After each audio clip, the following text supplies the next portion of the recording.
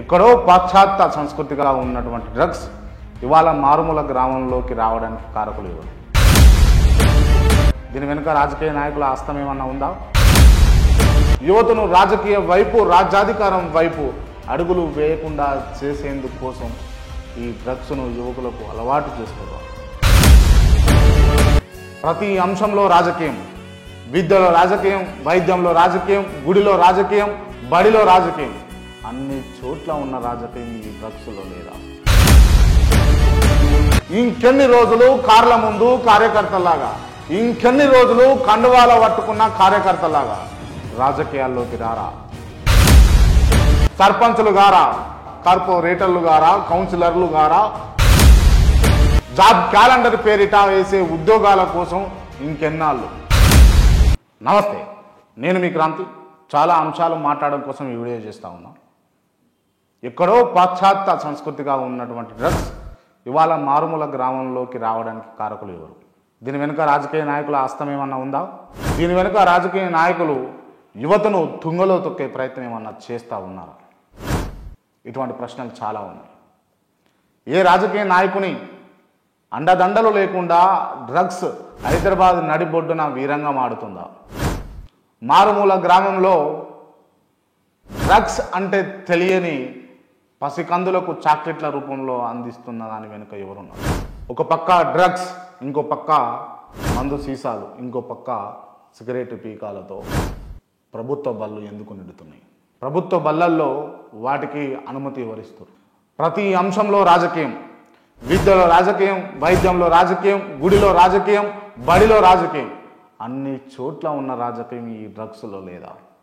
యువతను రాజకీయంలోకి రాకుండా చేసేందుకు, యువతకు ఆలోచన శక్తి క్షీణించేలా చేసేందుకు, యువతను రాజకీయ వైపు, రాజ్యాధికారం వైపు అడుగులు వేయకుండా చేసేందుకు కోసం ఈ డ్రగ్స్ను యువకులకు అలవాటు చేస్తున్నారు. ఇలా ఒకటి కాదు, రెండు కాదు, చెప్తూ పోతే చాలా ప్రశ్నలు, అడుగుతూ పోతే చెప్పలేని ప్రశ్నలు ఎన్నో ఉన్నాయి. వాటన్నిటికీ సమాధానం చెప్పవలసింది ఆ రాజకీయ నాయకులు, లేకపోతే వాటిని సరఫరా చేస్తున్న వ్యక్తులు కాదు. మీరు తెలంగాణ ఉద్యమంలో యువకుల పాత్ర ఎంతో గొప్పది. తెలంగాణ వచ్చింది అంటే కారణం యువకులే, కారకులు యువకులే. యువకులు లేకుంటే తెలంగాణ లేదు.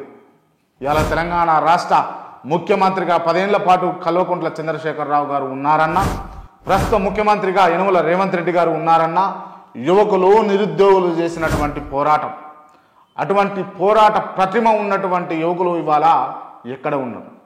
ఇంకెన్ని రోజులు కార్ల వెనకాల కార్యకర్తల్లాగా, ఇంకెన్ని రోజులు కార్ల ముందు కార్యకర్తల్లాగా, ఇంకెన్ని రోజులు కండువాల పట్టుకున్న కార్యకర్తలాగా రాజకీయాల్లోకి రారా? సర్పంచులు గారా, ఎంపీపీలు గారా, ఎంపీటీసీలు గారా, కార్పొరేటర్లు గారా, కౌన్సిలర్లు గారా, చైర్మన్లు గారా, ఎంపీలు గారా, ఎమ్మెల్యేలు గారా, మంత్రులు గారా, ముఖ్యమంత్రులు గారా, జాబ్ క్యాలెండర్ పేరిట వేసే ఉద్యోగాల కోసం ఇంకెన్నాళ్ళు? వస్తున్నాయి సర్పంచ్ ఎలక్షన్లు, వస్తున్నాయి లోకల్ బాడీ ఎలక్షన్లు, వస్తున్నాయి జిహెచ్ఎంసీ ఎన్నికలు. రండ్రి యువకులారా, రండ్రి. 5 ఏళ్లకు ఒకసారి వచ్చే ఉద్యోగాల కోసం అప్లై చేసుకోండి. మోసేటోడికే తెలుస్తుంది అంటారు బరువు. నీ ఇంట్లో ఉన్న సమస్య, పెళ్లి కాని అక్క, జాబు రాని తమ్ముడు, ఆరోగ్యం బాగలేని అమ్మ, నడవలేని తండ్రి, ఈ బాధ్యత నీకు తెలుసు.